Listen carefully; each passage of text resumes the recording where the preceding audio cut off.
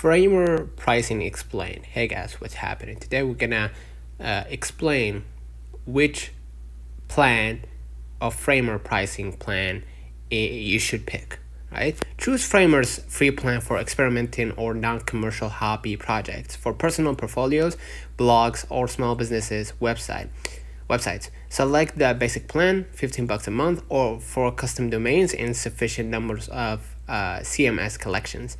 The Pro plan, $30 a month, is ideal for more complex sites, providing features like increased page limits, higher bandwidth, and more CMS collections. For agencies and large teams, consider the startup or business plans, which offer advanced collaboration tools and higher limits for multiple editors and sites.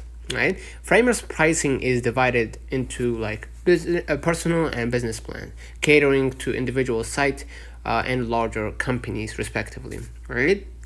The free plan is best for learning Framer or hosting small, non-commercial projects with your own traffic. The basic plan, as we said, ideal for personal portfolios. In the Pro plan, suited for content-rich sites.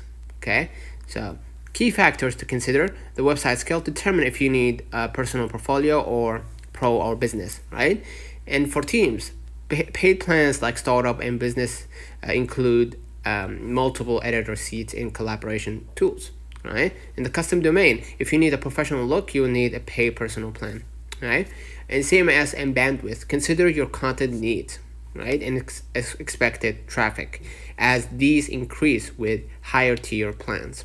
Okay, and features such as version history, site password protections, staging, and more advanced CDN options are included in higher tier plans. Let me know in the comments if this video helped you.